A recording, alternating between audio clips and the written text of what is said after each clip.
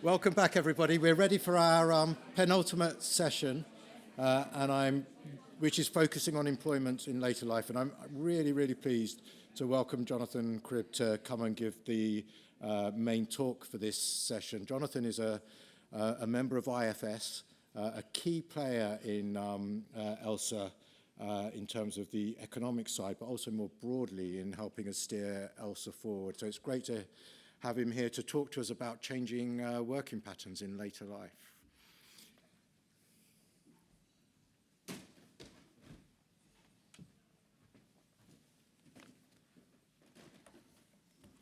There we go. Thank you very much, James. And as a moment of reflection, it's fair to say that I haven't been involved with ELSA as long as many of my colleagues, but I think I'm hopefully just as excited about the work that we've been doing and the future of the work that we're doing here. And I'm very much going to focus on some of the economics content and the economic findings that we've had, focusing on people's changing working lives for people aged 50 plus.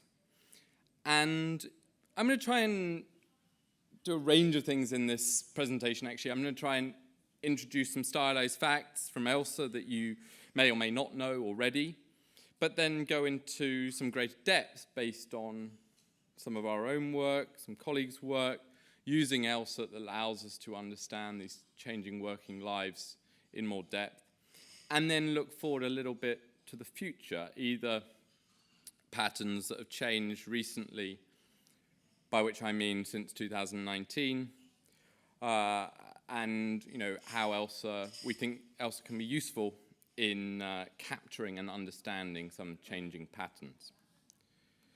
So I'm going to examine three long-standing changing patterns of work.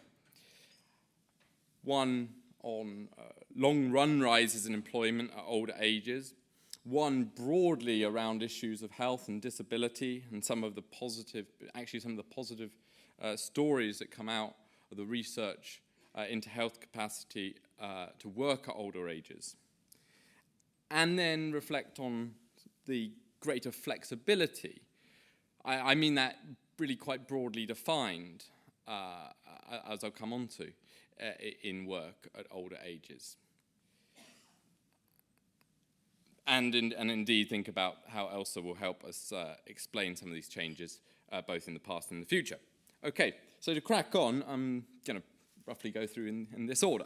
So broadly, I think most people in this room will know that we have seen, if we look over the last 20 years and the data collected by ELSA, we've seen rising employment rates over those years. That's concentrated especially in women in their late 50s and early 60s, and indeed particularly women in their early 60s. And while there has been, as you can see, the faster growth of female employment means those gender gaps are, in that particular dimension, have been falling, there are really still very big differences in hours of work, as shown by those much lower yellow bars, full-time being working at least 30 hours per week. Now, some of these changes in employment are kind of long-running, that it might be, to some extent, hard to pin down exactly some of the drivers, but some of them are caused by particular policy changes. So in particular, the UK has seen increases in the women's state pension age, a very large increase and very fast increase by international standards, of course, as a result of a European court judgment which said that men and women could not have differential state pension ages. So we've done quite a lot of work into understanding the causes of the responses to state pension age increases and some of their implications, alongside, of course, other work that's been already talked about, Maurizio in particular. So This takes some work that we've been doing at IFS with Courtney Coyle at Wellesley College that just shows this kind of quite powerful increase in employment that's come through from higher state pension ages. So just what I'm going to do is actually click, and every time I click, you're going to get another line on this graph. And every time you see the dotted lines there, that's the point at which the state pension age was rising for that age group. So you can see that first, it was going from 60 to 61, and then from 61 to 62, and you see that jump up in employment rate. There again, 62 to 63, and so forth. And now we're at 66, looking at going to 67 in a couple of years' time. And I think there's a couple of things that are notable about this, and that we're beginning to understand this in more detail. One is that you can do various econometrics, but you're basically going to come up with what this picture tells you, which is that the employment gain that you get each time you raise the state pension age a year, at least so far, is pretty homogeneous, actually. It's roughly 10 percentage points every time you raise it another year. At some point, that needs to run out. We think that if you had a state pension age of 80, you wouldn't then generate a 10 percentage point increase in employment. The second is that when we dig down into more detail, it looks like that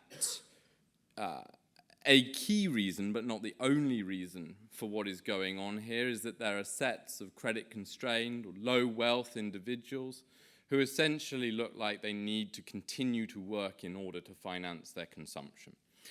We don't think it's the only thing, but it looks like we see single low-educated groups with low wealth, people in deprived parts of the country, all seeing much higher employment responses there.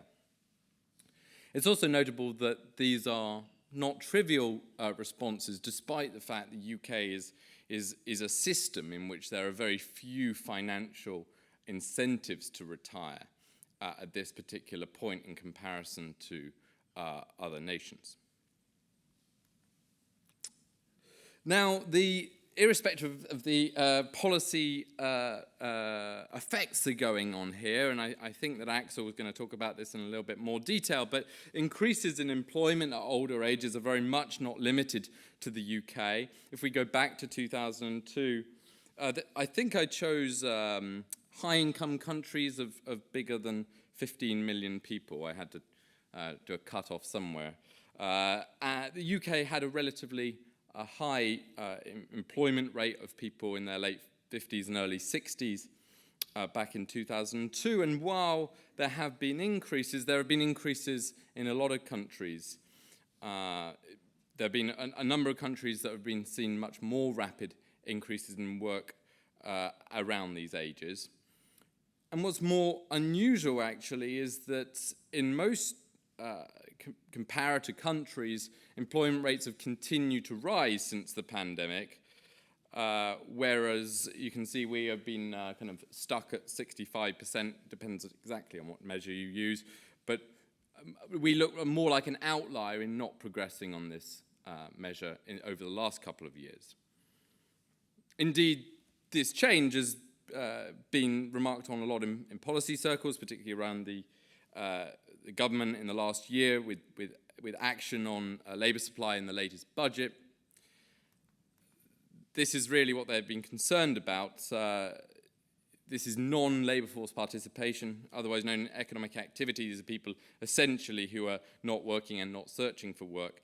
And we see that vertical line there is the start of the pandemic. Since then, we've seen a partial reversal of the trend in more people in the run-up to state pension age staying in the labour force. Now, we are actually, frankly, hampered in understanding exactly what is going on here because the ELSA data, which has been collected and come out the field, will come into us in the summer and the autumn and allow us to understand this better. But we've been working on less detailed, less rich data from labour force surveys, which rely heavily on self-reports, for example, of what people are doing. But if we do use those self-reports, it looks like there have been increased exits to self-reported retirement and to, rather unhelpfully, other forms of inactivity. Literally, people are given a set of options about why are they not in work, not seeking paid work. They can express reasons such as caring for family, being retired, being out of the labour force for health-related reasons or other reasons, and that is a spike up that we potentially do not fully understand at the moment. But it does very much look like those additional exits from the labour force don't look necessarily like they're to do with health. It's also true that we do have some initial evidence actually from ELSA based on the COVID studies. And we asked, as part of those COVID studies, the people in employment whether the pandemic has caused them to plan to retire earlier or indeed later. And looking at the people in that ELSA COVID study who were in employment, these are the percentages that say that the pandemic's caused them to retire earlier. I note a couple of things here. One is actually how important it looks potentially that wealth might be, as opposed to income, with the increases in reported of bringing forward retirement expectations concentrated in the wealthiest parts of the population, as opposed to those with highest disposable incomes, and indeed concentrated among those who were on furlough.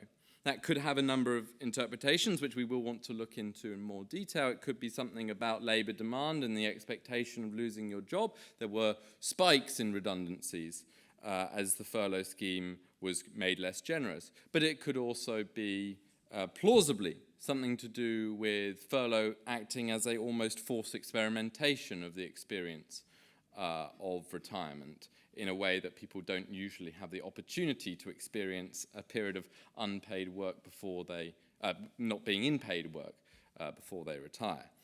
Again, these are things that we want to understand better, and hopefully will, as new ELSA data come in. So that's a kind of a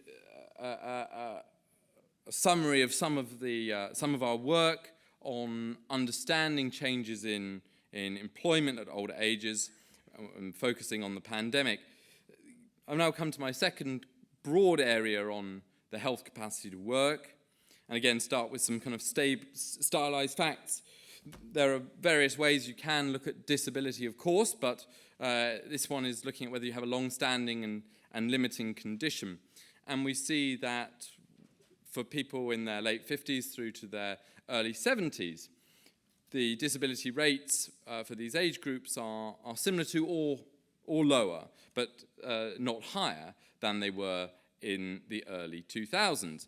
On top of that, in a positive news story, the employment rates of disabled people are rising from a low base. Now, we can, to go into more detail, and I feel a bit nervous here because I'm about to talk about work of Richard, who's sitting right there. But we can start to use the ELSA in more detail to think about how important health changes are in explaining employment decline. And we can do so in both ELSA and in the HRS, and that's what Richard's work did with Eric French, Jack Britton, and Monica Costa-Diaz. So this, for example, looks at the share of employment decline between the ages of 50 and 70 that are explained by declines in health. Now, you can do this in a variety of ways, but fundamentally the results stay fairly similar. I think there are a couple of things to draw out from here. One is that, particularly for England, the share of employment decline explained by health decline is really quite low. It is particularly low for women, and particularly low for people with higher education. And, again, this striking difference to the United States. Consistent with this in many ways is work that James Banks, Carl Emerson, and Gemma Tetlow have done, similar to researchers in other countries as well, thinking about the additional work capacity that people have. This here looks at estimating that additional work capacity for people aged 55 to 74, given the relationship of health between health and employment observed in ELSA for people aged 50 to 54. I think there are actually a couple of things to draw out of this. One, again, like the previous slide, there are various ways that you can approach this question, and a lot of them do show similar results in terms of significant amounts of additional work capacity. Second, being, although you do see these purple bars, which are essentially people not working but who essentially have the work capacity potentially to work given the relationship seen in people's early 50s. But I should also note, and I really wish I'd gone to 100% on the bar here, on the axis here, but despite that additional work capacity that potentially exists for people in their 60s and 70s, there's also a core group of people, which here looks of the order of magnitude of 20%, who really are going to find it very difficult to work. Now, I think that is particularly important in a UK context, a policy context, in which we have a state pension age, which is now 66. That is the first point that you can have access to a pension or a pensioner benefit system, and therefore there are a lot of people in there, particularly in their early 60s, who have only access to a working age welfare system, which is much, much less generous than a pensioner welfare system, and which has frankly seen significant cuts in the last 10 to 15 years. In a sense, while that was a slightly negative or pessimistic note to kind of talk about, I think that a lot of this is quite positive in terms of some of these trends, in terms of the additional work capacity. And yet, I think that we should think about the fact that there is now some evidence of changes post-pandemic, at least initially. Most strikingly, these are the personal independence payment is basically disability benefits.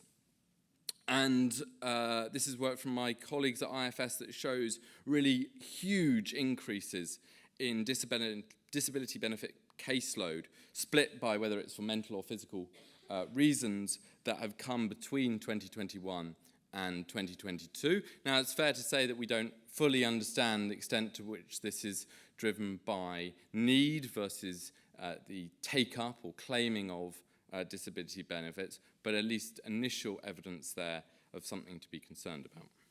I'm running a little, no, I've got a couple of minutes.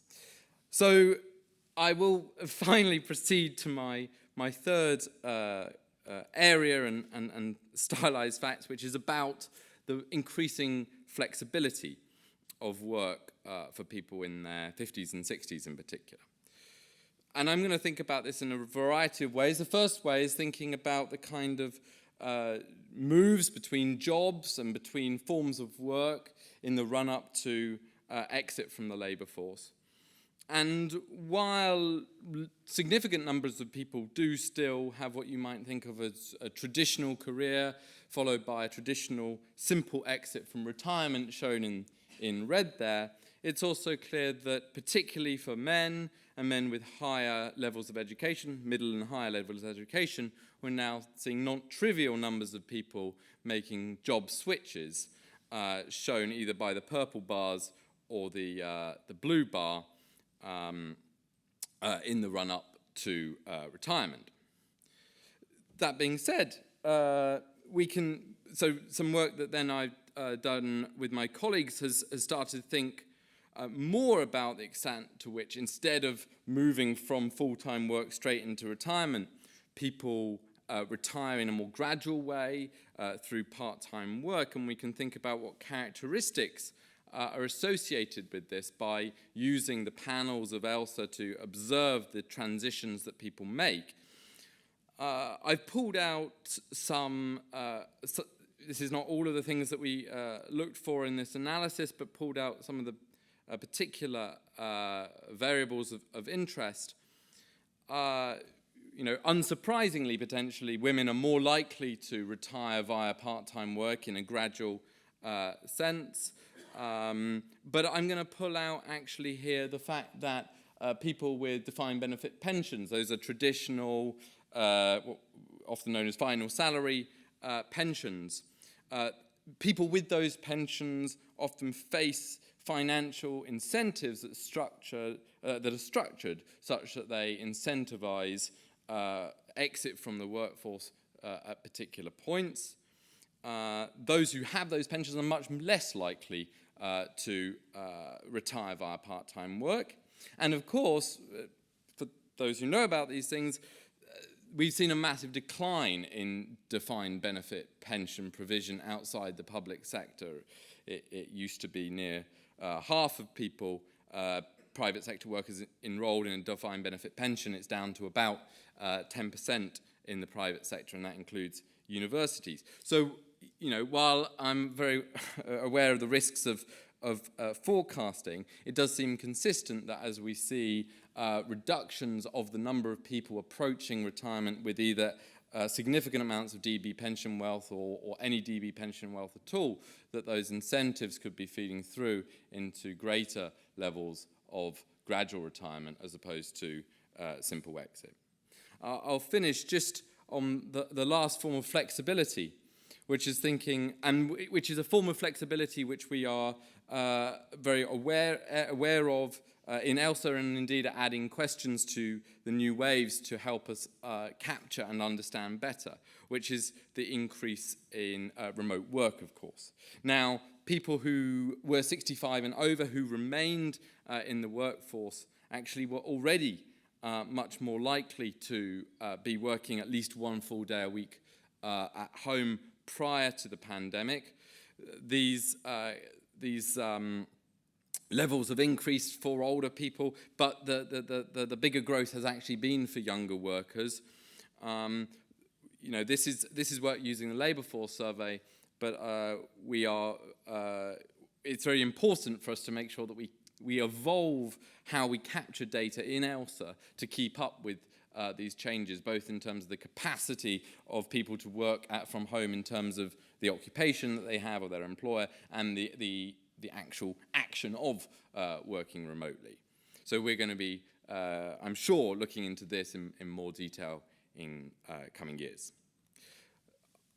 So, my conclusion really is what I've said already. We've got these, on a number of elements about patterns of work at older ages, we have seen changes over the last 20 years, and now potentially see since the pandemic some potential turning points in some of those trends. But I think that we are well placed to both account and understand for these trends and to update the survey to continue to capture them well. Thank you.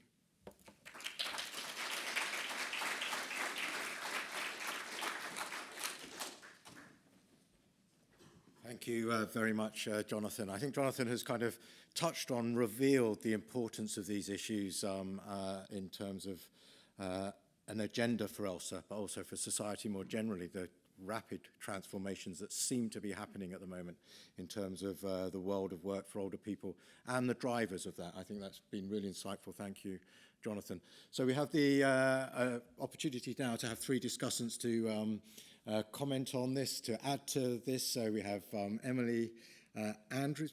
Please come up, yeah. Emily Andrews from the Centre for Aging Better, who is one of the leads of their work programme.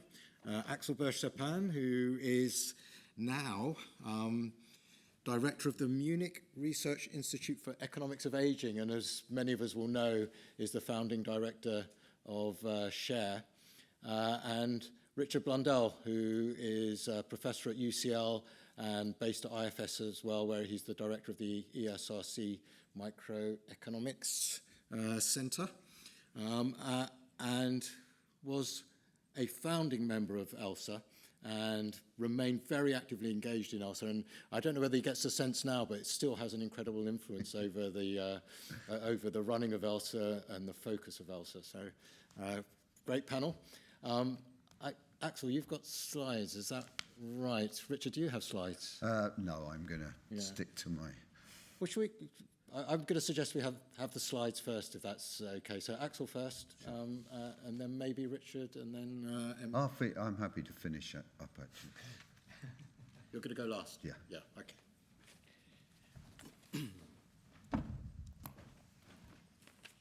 Does that work? Okay. So thanks for having me here. Really appreciate it. And well, this is a birthday, right? And you want to have a birthday. So I really want to congratulate my older sister, right? And you know how this works in among siblings. The older sister remains the older sister all the time. So ELSA is always 2 years or one wave ahead of Share, and we admire that. We also remember when we were small kids, babies. Kali Lesev, where is she? Kali, are you still around?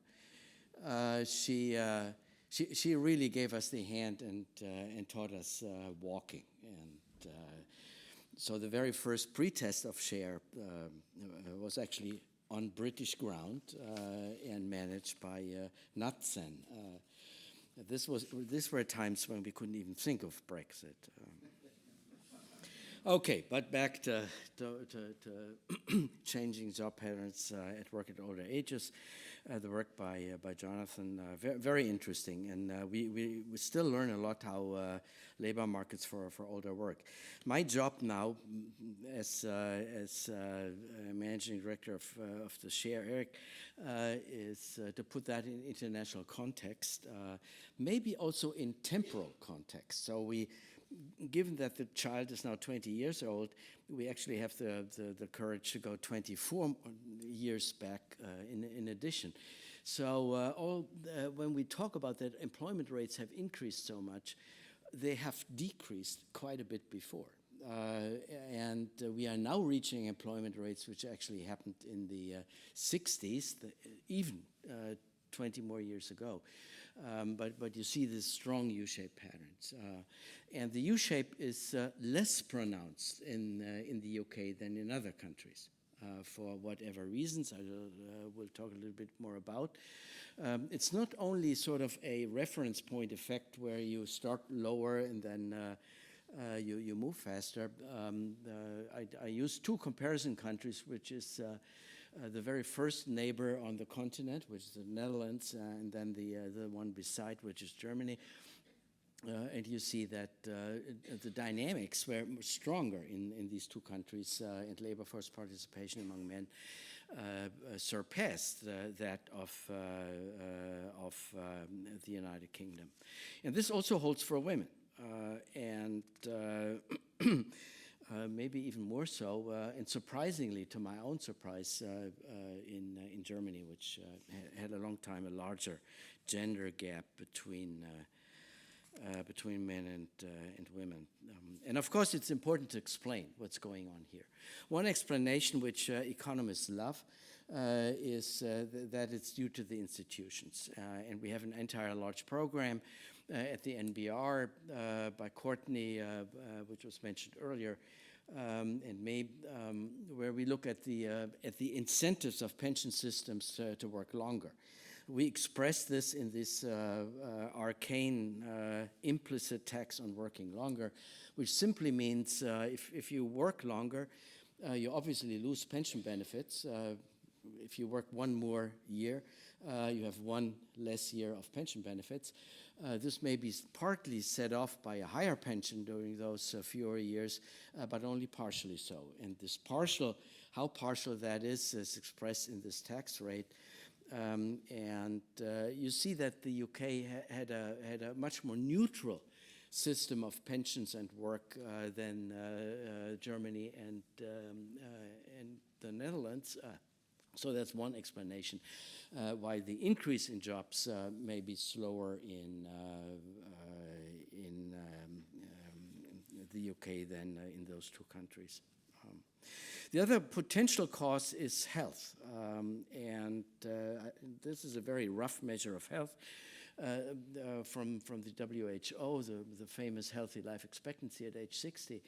And again, it shows you that the UK is not at the forefront here,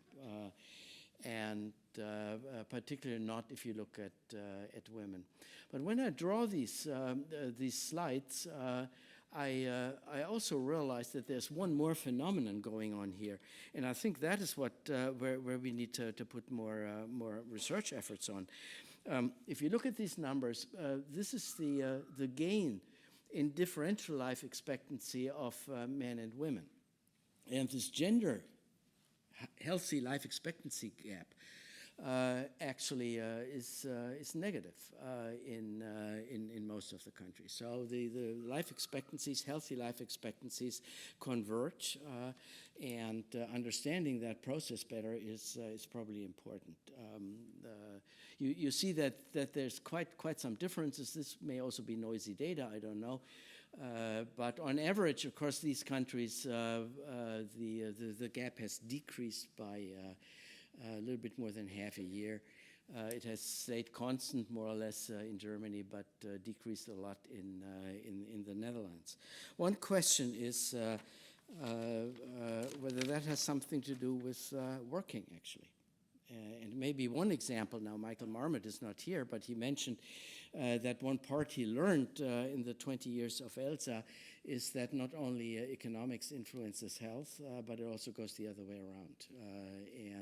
I do remember a NIA project run by Lisa Berkman, where we tried to understand why the life expectancy, particularly of mothers, not generally of women, but mothers, has decreased in the United States quite a bit and stagnated in other countries. So this may point to stress-related effects of work, particularly a combination of work and family.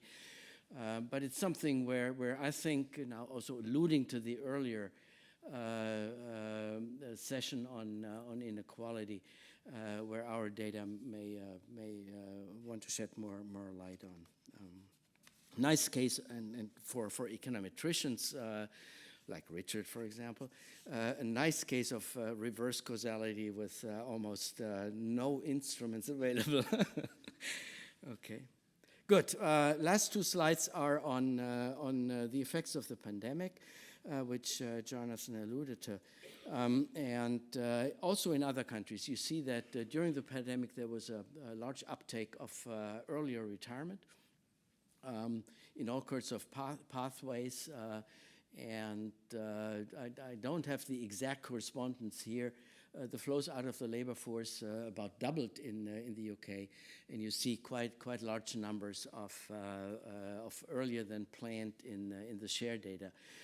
Interesting for those who are interested in France, the ratio between those who worked longer and those who worked shorter is the largest in France, and may explain a little bit what is going on the streets there. Final slide is about home office. This is about where the UK is, and you're definitely at the forefront of flexible work patterns. The Dutch have more, the Germans less, but in general it's much less here. Whether this is a temporary effect or a permanent effect is actually very important to know. And I think it's too early to tell. We see some tendencies in Germany that home office goes back again. Whether it will be ever at the low level it has been before is questionable, but it's unlikely that it will stay at these high levels here. Just a few conclusions. There has been obviously a turnaround of labor force participation. I would not call it increase, it's a turnaround. but not as strong in the UK as in Germany and the Netherlands. The impact of pension reforms is clearly there, but again, less so in the UK than in Netherlands and Germany. There has been improvement of health, and that is in sync across all Europe, including the UK. But why it is more for men than for women needs more research. And finally, the pandemic effects are really an interesting object to study in the future, because I think if we want to sort of dig out these unused work capacity, as Jonathan has called it, then we need more flexibility. Otherwise, we'll never be able to actually use it. Thank you.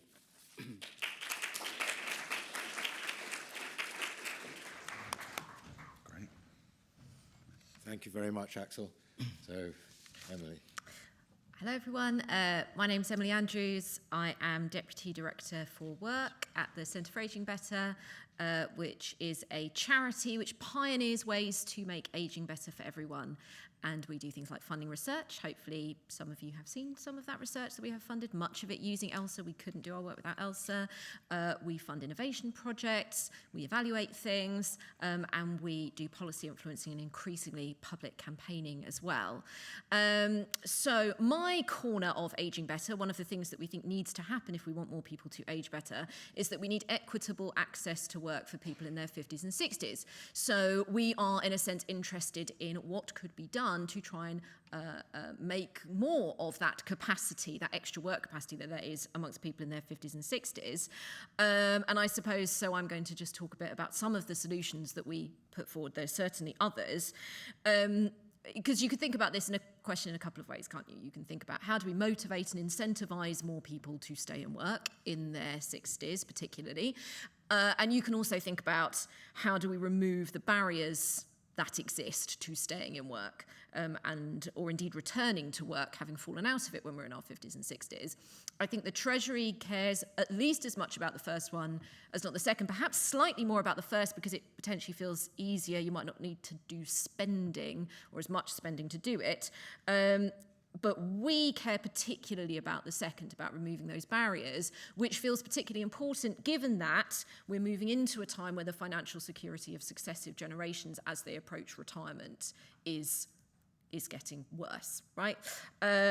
So I'm going to focus my remarks on those barriers and on overcoming them. And I think about those barriers in two different ways, basically in two different buckets. So we've got the kind of practical things that can impact people of any age in their ability to access the workforce. Don't happen to everyone in their 50s and 60s, but are particularly likely to crop up at this age. That is caring responsibilities for, again, as you all know, I don't need to list them, and also disability and having a long-term health condition. So those are things for which there's kind of practical changes needed in order to kind of facilitate access to work. But then also, I recently talk about it as being sprinkled over the top, there is ageism, right? Ageist attitudes that other people express towards us and, that we express out to other people, but also internalized ageism impacting the kind of choices that we make and the opportunities we feel we can go for. So we need changes on both sides of the labour market. We need changes on the demand side to make workplaces and jobs more accessible to people in their 50s and 60s. And that means both in terms of those kind of practical barriers and in terms of tackling those ageist attitudes. So, a kind of review of the evidence, such as it is, it's always quite difficult to get evidence on employer practice, is it not? But, our understanding is that there are 5 areas which employers need to tackle in order to kind of facilitate access to work at this age. None of them will surprise you. So creating an age-friendly culture is, of course, the first. Removing age bias from the recruitment process. There was some Anglo-Ruskin researchers who've been working on this for a while who put out a kind of another kind of correspondence study looking at kind of the differences in people being invited back to interview of different ages and indeed of different ethnic backgrounds. They found that a younger white man was 31% 21 times more likely to be invited to interview than an older black woman, which was pretty extraordinary and consistent with earlier findings from their work. So anyway, removing age bias from the recruitment process, indeed creating inclusive recruitment processes altogether, is the second. As we've already heard, abundant flexible working is needed to facilitate this within workplaces, and we'd also say reason neutral is really important to this. Ensuring career development takes place at all ages. The older we get, the less likely we are to participate in workplace training, less likely we are to participate in learning, and I don't think we've cracked, there's kind of two dynamics going on in there. One, people not being offered training at later ages, but also people not wanting to do training at later ages because that training doesn't feel relevant to them, right? So there's kind of two sides to that equation. So that's number 4. There are 5, we call them the age-friendly 5. And number 5 is, of course, making sure that workers with disabilities and long-term health conditions have access to the support and adjustments they need.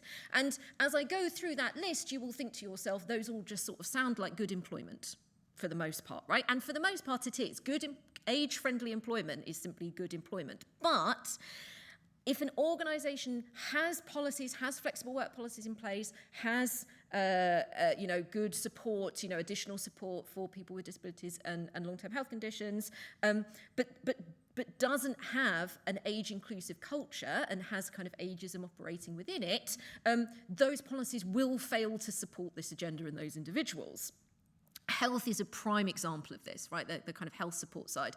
Our research suggests that older workers are more reticent to request adjustments in the workplace, right? When we're older, we're more reticent to request adjustments in the workplace for fear of being written off, essentially.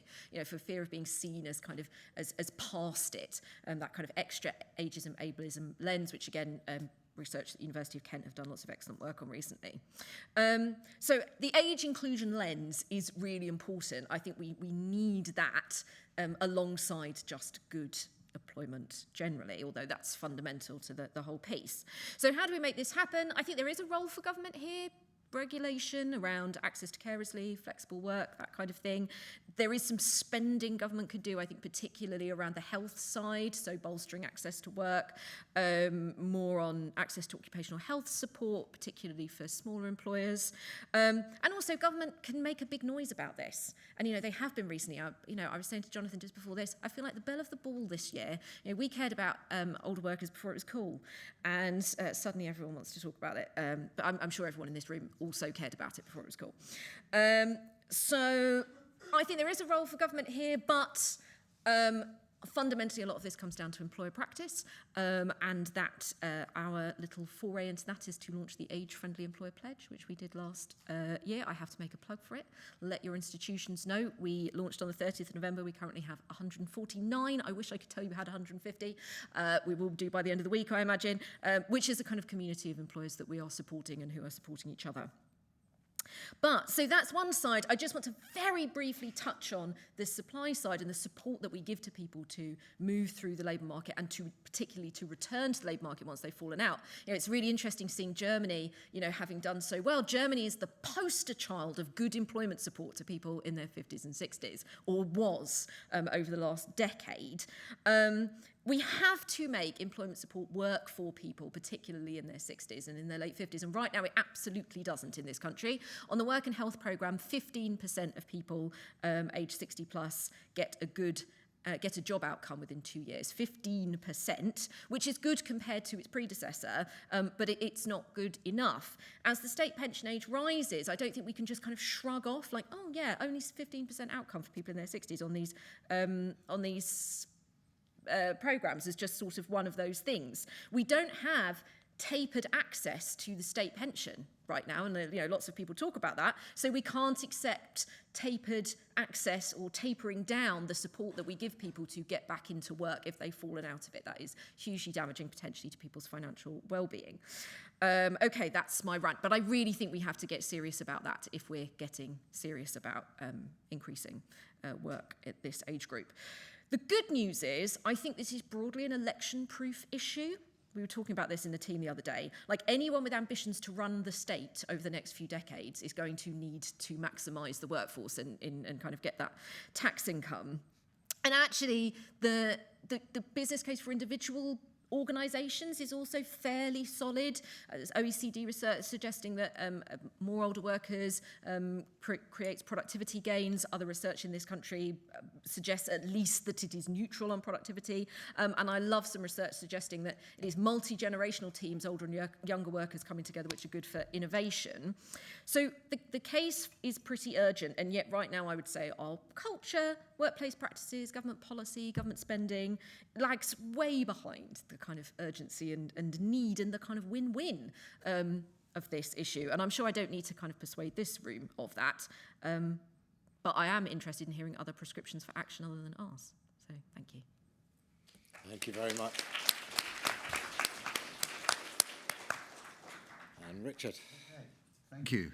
Yeah, it's great. Thank you, Andrew, everyone, James. It's wonderful to be at this party. 20 years. I was around at the conception and thinking about babies. My third grandchild arrived during Bob Willis's talk, and I was going to not attribute too much causation to that, but I was going to thank Andrew for putting Bob's session on early, because otherwise I'd had to wait for the baby to arrive later, which, of course, causation and the importance of understanding mechanisms and history is part of why we do ELSA. A little bit of slightly different history in a way to Michael's earlier, which was I place a lot of role on Richard Supan, but also the the National Academy of Science panel, which Tom Juster ran in the late 90s. And it was there, in fact, that I saw, the twinkle in the eye between the unlikely couple of Michael and Richard Supan giving on their way to conceiving this ELSA. And that was quite a panel, and I went back and looked at it. One is the panel was fantastic, after all it had Michael and me on it, but it also had Bob Willis, David Wise, lots of people around, Ari Captain, I think. It was, and if you want to read something about why you want to do comparative longitudinal studies, the list of recommendations is terrific, and as far as I can tell, we've followed them pretty closely. That was very important because it brought us together, and it's the first time I met and worked with Michael, and I think it was, the beginnings of bringing economics properly into ELSA, because Michael would make all, I'm here, he's not here, so I can make all kinds of unfounded statements about the role of economics in driving health and inequality. And through infuriation, many of us have been drawn into this. And that's, of course, the remarkable thing about Michael and this whole thing. It was a little bit like being in a startup, those early meetings with James. And my student who was just finishing up, James Banks, PhD student, who became completely embroiled and, of course, should be here today and has contributed so much to this. So wonderful to think of those days, and we can go on to that. But the first wave for me was terrific, and I kind of wondered, as we heard, whether we'd get further funding and could keep it going. But it was remarkable what we got out of the first wave. It was the first data set to bring health and economics and background together. And with a little bit of history in it, it wasn't by then much of a longitudinal study, but it's remarkable what we got out of it. And the first thing that I published, the thing that really has stayed with me, is the U-shaped requirement by wealth quintile. And it was there in Jonathan's talk, actually. And it's really key. And we'd not really spotted it before. James and I published it about 2003, so hopefully one of the first ones on your list. And it was, the key idea was that when you looked at retirement, there were two groups that were retiring early. It's kind of obvious in a way, but we could nail it with this study. It was the low wealth groups who were retiring at the time what were then just correlates of poor health and rather poor work, actually. And of course, this is the interaction between work and health. This was a kind of key issue at the bottom, which we couldn't nail at that time. And at the top, wealth. And there, for economists, we always feel the wealth effect should be important. That was behind much of what what Axel was mentioning, and it really stands out. And what happened then, as we got the second wave, we were really rocking as econometricians at least, because we could start studying a little bit more of causality through a combination of matching, like Bob was suggesting, and just using the history, and that U-shape just is stuck there. It was it was kind of real, and in my view, it really tells us a huge amount about what's going on and how we interpret what we've seen in the UK right now. And I'll come back to that because I think that's very important. Of course, there's a huge amount of work. There are people here. People who've just finished their PhDs, going on to great jobs, and other colleagues here who have done everything using ELSA and its remarkable studies, even in the poster session. But I'm not going to go into that because I thought I'd just spend a few minutes following up a bit on Emily and Axel on this whole question of what makes work at older ages, because I think in a way that's one frontier for us at ELSA.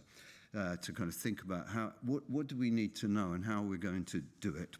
So, and post-pandemic, it's really come home, as Jonathan showed, this very large increase in inactivity, and that stayed stubbornly high in the UK. So, what's different about the UK, and what can we fix? And the UK has some particularly strong specifics about it that make it somewhat more like the US in some ways than the rest of Europe, as we know, and I want to come back to that.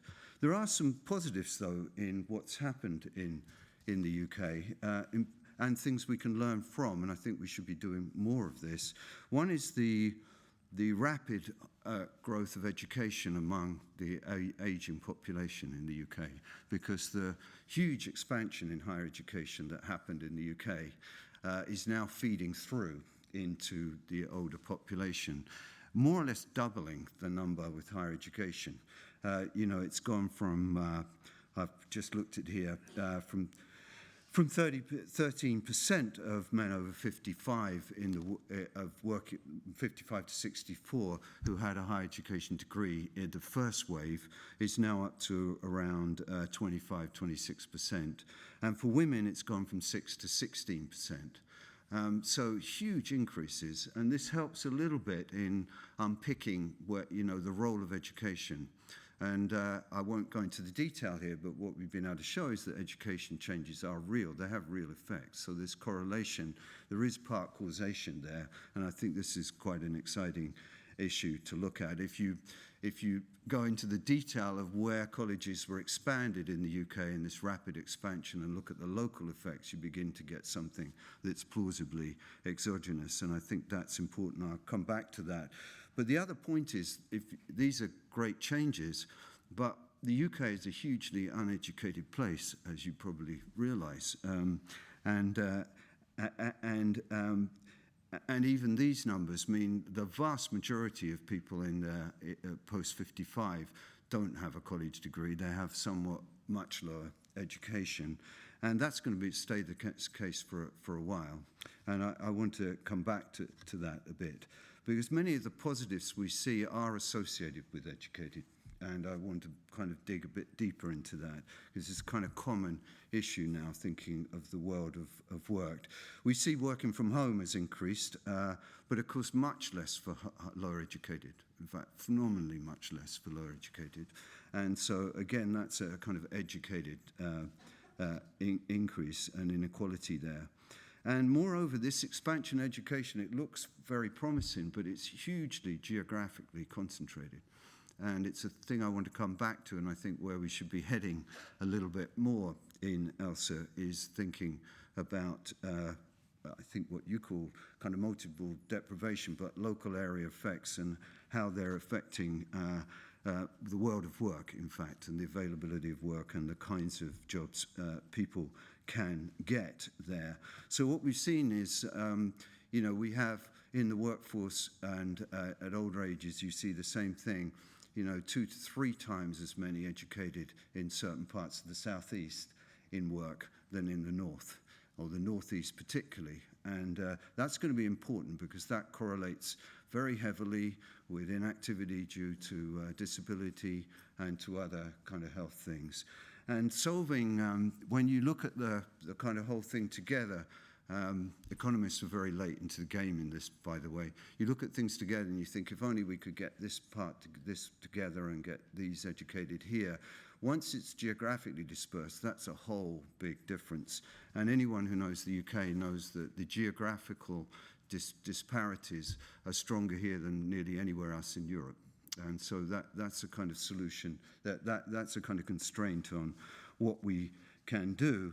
And so that's this kind of U-shaped pattern has really come back to haunt us. Now we're looking at waves now, conditioning on education, history, all the kinds of things we like to condition on to try and get at some more causal impacts. We still find the strong effects of poor quality work and health at the bottom and the effects of wealth at the top. And what I think what's happened really, the way I like to think of it, is a kind of pincer movement in the UK. We've got strong effects of wealth at the top causing an increase in inactivity, nothing to do with health. That's just pure wealth effects, partly through a change in preferences, but partly, I think, a stronger wealth effect. And then at the bottom, you've got a level of inactivity which is preventing people moving into work. And so we don't see the exits because of health, but we're probably not seeing the entrance either. And so that's the kind of pincer thing there. So the last second, is to think about how should we think about work and what's happened to work? And there it's quite interesting to go into the depth of what's happened to occupations. And I've got some great charts I would have shown, but I thought I shouldn't.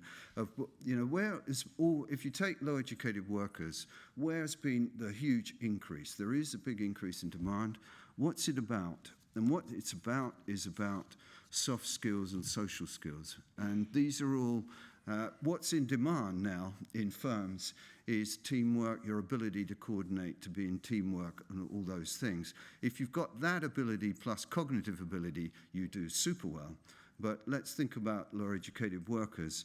That's where the demand is. It's obviously not any longer about muscle power and these things. So this is kind of good for older workers because they're the skills that generally are less of a gradient with education anyway. And if we think cognition declines a little over age, once you control for everything else, there's not much evidence of decline of these. So this is a positive thing, and that's important. And not only that, we've seen in this very nice work that Jonathan said, using the kind of causal effect of the policy change to increase in work. If you look at what happened there, generally people are better, at least the person themselves are better off in their health and well-being. And that's kind of interesting. And that's mainly in jobs where there are jobs with interactions. And so this kind of idea that the workplace that works well is one where there's interactions, and we know where all the productivity gains are for lower educated. It's all around this teamwork and soft skills. There's a huge amount of work on this. So going forward, I think the challenge is to look at that and to figure out how we can get this in ELSA, and in particular how we can link up what's going on in the workplace and the kind of local environment with what's going on for the individual and their productivity. And the really difficult thing for the UK is the polarization by geography of health, education, and good firms. A lot of the firms where we find these problems particularly acute, they just they're not got the technology where this kind of teamwork makes any sense. And so it's a kind of combination of getting the right kind of jobs in the right location. So this is a kind of agglomeration thing as we think of it. But I think the challenge of this geographical concentration in polarization of health, education, productivity is kind of very interesting to nail. It's a particularly difficult thing to solve policy-wise, but I think it would be a really big step forward if we could go that direction for ELSA.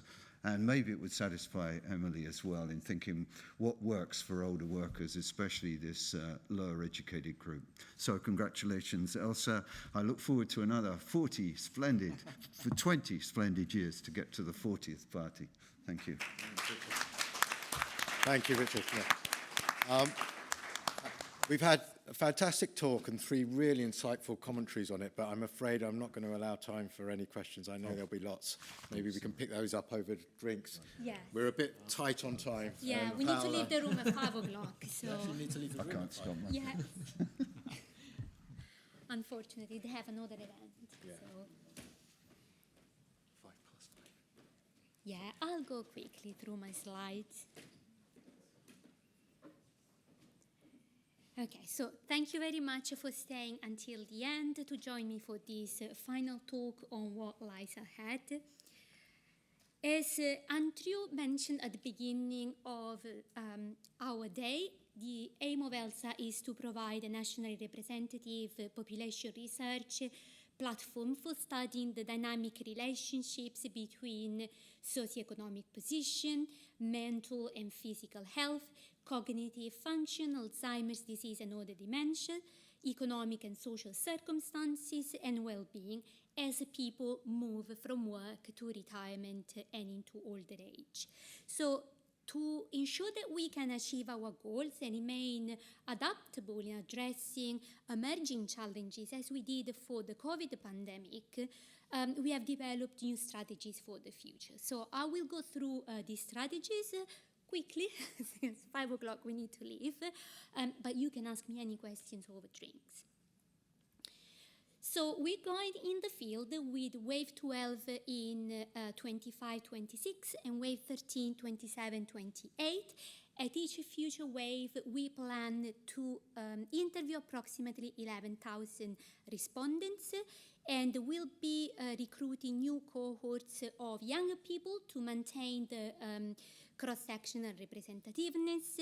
And as you might have heard throughout the day, we are enhancing the ethnic minority representation to understand the experience of all the ethnic minority men and women. In terms of mode of data collection, for each wave, we are introducing web-first survey methods for the younger sample, so those aged below 85, which will be backed up by face-to-face and telephone assessments, and we will maintain the face-to-face interviews for all the cohorts. We are offering an online version of the self-completion questionnaire as well as the paper version to increase the response rate. We are doing in Wave 13 our health visit in the homes of our respondents, which we couldn't do during the pandemic. And that will be for the collection of biomedical, genetic, and physical performance data. And we are also introducing what we call between main wave sequential web CATI surveys.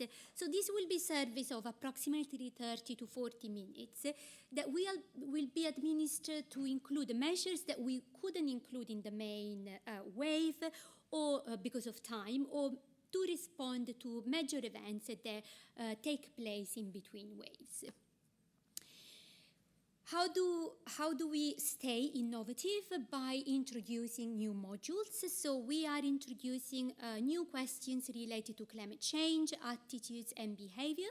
And these will include items concerning specific behavior changes, such as recycling, adopting vegan diets or vegetarian diets, altering travel behaviors, and so forth.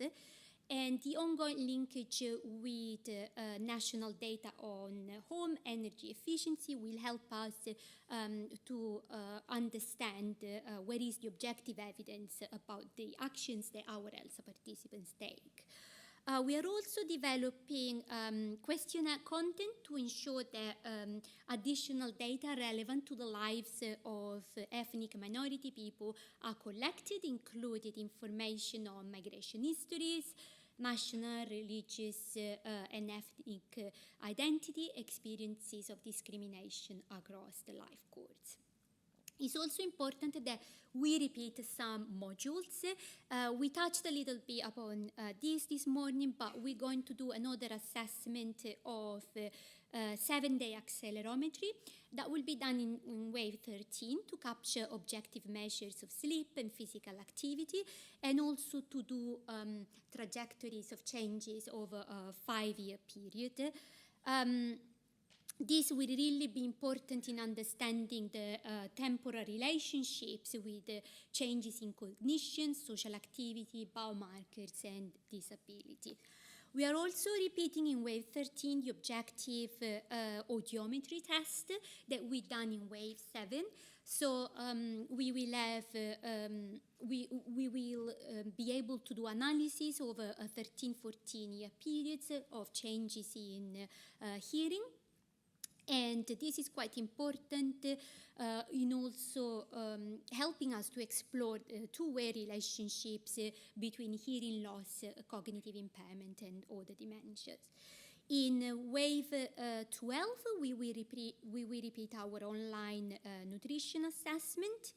And also, as you might have heard in the morning, we have revised the ELSA end-of-life telephone interview that is carried out with a family member or informant to provide richer information about factors that are critical to understanding end-of-life experiences. So this includes psychological and spiritual well-being, whether people's wishes during in terminal periods were fulfilled, interactions with medical staff, as well as end-of-life expenditure and financial circumstances. We are repeating the life history. You also heard about that, so it will be online. Will be administered mainly to people that didn't have it before, but we're also planning new questions on health behaviors across the life course that respondents that previously had a life history can also access to and respond. You know, the ELSA is increasing the focus on dementia, and we are repeating HCAP. So at the moment we have HCAP2 in the field, and in 2028 we will repeat HCAP, which is called HCAP3, to provide a 10-year interval from the first HCAP and a 5-year interval from the second HCAP. The sample will be approximately 2,000 people from the first two HCAP, as well as new people age 65 and over who'd never taken part in HCAP and are predominantly from ethnic minority groups. And the content of the interviews will be the same to enhance comparisons. Lastly, linkage to administrative records has been really an important component of data collection strategy, since it adds great analytical power to the study. I'm very pleased to say that ELSA has successfully set up linkage with hospital episode statistics, mortality and cancer registry, NHS COVID-19 data on vaccination, hospitalization, mortality, antibody testing. And we are working hard to expand the linkages to financial registry data, to pollution, so air pollution, access to green and blue spaces, thanks to Jean Cook and the Gateway Global Aging Data team, extreme temperatures and exposure to night light, and also housing quality data, as well as primary care records. So that brings me to the end of my presentation. I want to thank everyone for joining us today to celebrate this amazing study. So thank you very much, and I will see you soon.